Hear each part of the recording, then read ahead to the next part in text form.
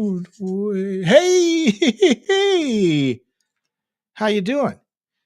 It's time for the Classic Guitar Rock Daily Update. I'm your friend Jeremy, and a few things we want to get to today. How are you, by the way? You know where I live? Okay, what is this? It's the 24th of October, and we're supposed to get snow tonight. I'm not sure how I feel about that. I don't know if you guys are aware of this. I have a passion for old snowmobiles. I have 16 old snowmobiles. My oldest is a 1975. My newest is like a 1984. So old ones. These are old snowmobiles. Don't get me going on the passion for old snowmobiles. Here's the thing about old snowmobiles. They're cheap. They're cheap. You can get them, and as long as you got snow, you just go out and ride. Anyways, I'm torn because I like the snowmobiles, so I'm ready to ride this year. But it's the 24th of October. You normally don't get snow till, we might see a snowflake by Halloween, but they're talking about like we could get some inches of snow. Not sure how I feel about that. What about where you are? Is it warm where you are, or is it starting to get cold? Anyways, let's hop into this. Heart, Ann and Nancy Wilson. For my money, Ann Wilson, probably my favorite female vocalist. Love her singing. She's just phenomenal. Good news. Heart will perform together for the first time since 2019 on New Year's Eve in Seattle. First time since 2019. The band posted about the show on its social media. It says, quote, Seattle's own Heart are going to ring in the new year at Climate Pledge Arena on 12/31. That would be December 31st for those of us not into numbers, with very special guest Jason Bonham's Led Zeppelin Evening. And you don't want to miss it. Now, you think they'll have Ann and Nancy come and do Stairway with Jason? That would be sweet. You've seen the Kennedy Honors where they perform with Jason Bonham on drums and Ann and Nancy do Stairway to Heaven. It's one of the best performances ever. So I will point you to that. It's on YouTube. It's all over YouTube. So that's good news. So this begs the question, why haven't they toured? Or why haven't Ann and Nancy played together since 2019? Okay, so there's some background here. This is from Ultimate Classic Rock. This is the first time Heart has performed together since their last tour in 2019, following a 2016 incident in which Ann Wilson's husband was arrested for allegedly hitting one of Nancy Wilson's children. That's awkward. Yeah. You hit one of your nieces and nephews? It's awkward. Many thought that she and her sister weren't on good terms, but Ann explained in 2022 that simply wasn't true. So, inquiring minds want to know. What happened to the dude that punched his nieces? And that's not normal behavior. I don't know. That's for a whole. That's like for a Dateline. We'll save that for Dateline. About them not getting along, Ann says, quote, it's a myth. Nancy and I are okay with each other. We just have different ideas for what Heart should be, and we haven't figured out a compromise yet. Though Ann did bring out Nancy earlier. Ann's been out like touring solo, and she did bring Nancy out to play Barracuda with her. So that was kind of cool. So they'll be together on New Year's Eve. No word if Ann's husband will be there. Might want to keep him home. Just why don't you go to bed about 8, Pops? Okay. All right.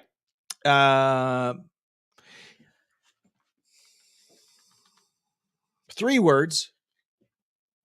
3 words, I think. Greta Van Fleet. Or maybe is that 2 words? Greta Van Fleet. What do you think?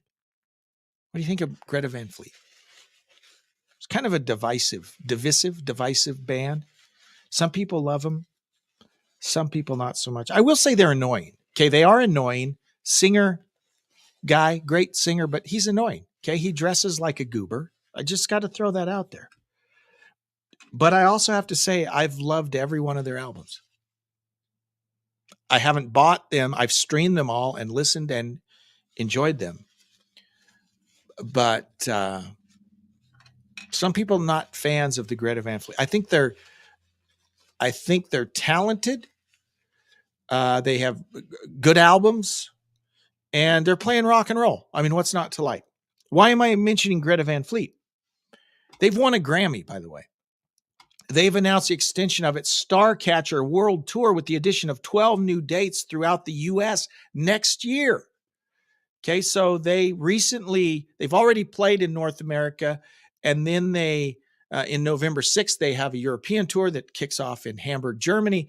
But for next year, 2024, they're adding dates. I won't read the whole schedule. They'll be in St. Louis, Austin, Texas, Charleston, Duluth, Milwaukee. Nothing on the West Coast, doesn't look like. So mostly on the East Coast and the South. But if you're a fan of the Greta Van Fleet, you can check them out live and in person. And maybe you can recommend they don't dress so goofy. I don't know. Just an idea. Lynch Mob has announced the final ride, a farewell tour celebrating the band's 35-year legacy. Lynch Mob, of course, George Lynch from Dokken. The tour is expected to kick off in January of 2024 and will conclude in March of 2025. That's a year, folks. It's over a year. Their final show will be March of 2025 on the Monsters of Rock cruise. I'd like to go on that Monsters of Rock cruise. The music will be cool, but the food would be cool also. George says, quote, after 35 years since the inception of Lynch Mob, I feel the time is right to let this chapter of my musical life fade off into the sunset. I feel the timing is right because of the solidarity and camaraderie of our current lineup. It ensures that we're leaving a powerful legacy with no regrets. So good for you, George. If you have a chance to check them out, I would highly recommend it. A cautionary tale from Fleetwood Mac.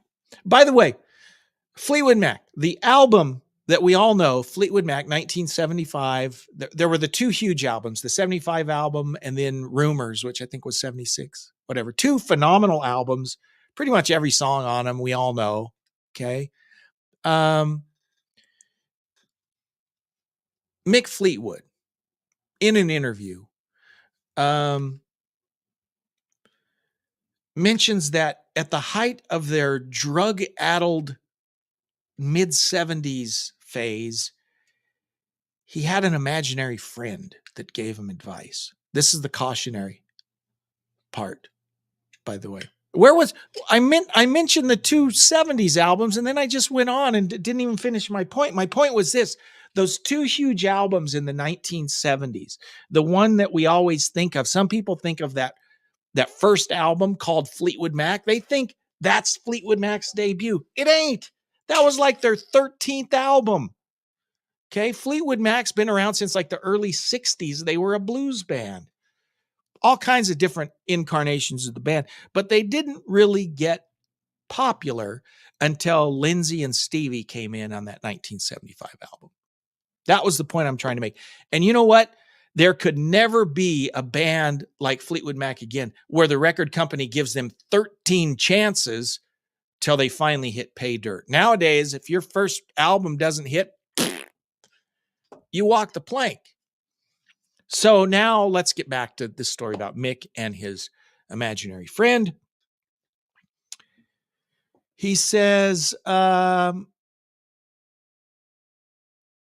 anyways, I'm not going to read the whole thing. He talks about his imaginary friend. I call him Fred. When I was a effing nutcase, Fred would go, Mick, you'd better go to sleep now. And I'd go, what the F do I want to go and sleep for? I'm 20 grams in and I'm up for 10 days. I could give a shit. His words, not mine.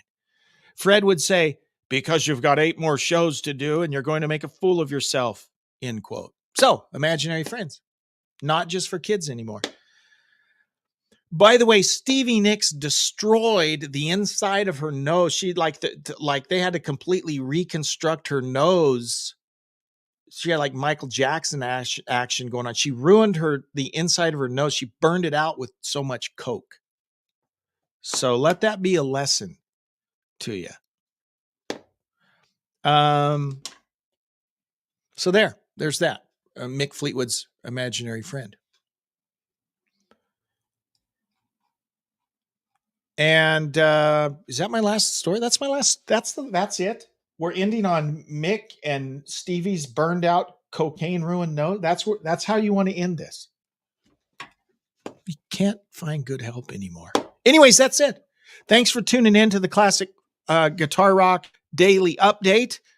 We'll see you again tomorrow. And as always, live long and prosper. Bye-bye.